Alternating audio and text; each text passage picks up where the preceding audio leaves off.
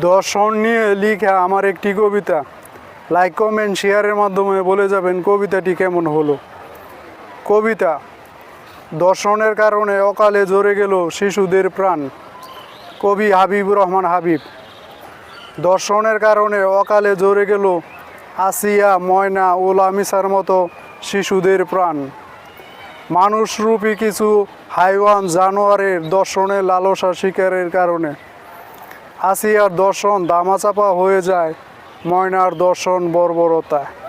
ময়নার দর্শনও আলোচনার আড়ালে চলে যায়, লামিসার দর্শন প্রকাশ হয়। এভাবে একটি দর্শনের ঘটনার জন্য আরেকটি দর্শনের ঘটনা থেকে যায় ধামাচাপার আড়ালে। এক একটি দর্শনের ঘটনায় এক একটি পরিবার অকালে ধ্বংস হয়ে যায় সমাজ ও রাষ্ট্রের কাছে দর্শনকারীর বিচার না হওয়ার কারণে। হাজারো দর্শনের ঘটনা ধামাচাপা থাকে, যা প্রকাশ হয় না মিডিয়াতে। মিডিয়াতে যেগুলো প্রকাশ হয় সেগুলো নিয়ে সকলেই আলোচনা ও সমালোচনা করেই থাকে।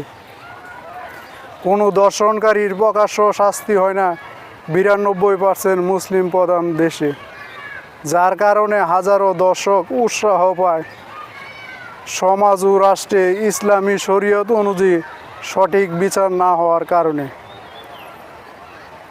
প্রশাসন যখনই দর্শনকারীকে বন্দি করে নিয়ে যায় আদালতে, দর্শনকারী আইনের সাজা থেকে বাঁচতে মোটা অঙ্কের টাকা দেয় কিছু অসাধু আইনজীবীকে।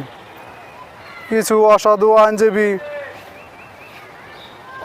দর্শনকারীকে বাঁচাতে আইনের যত ধারা খুঁজে।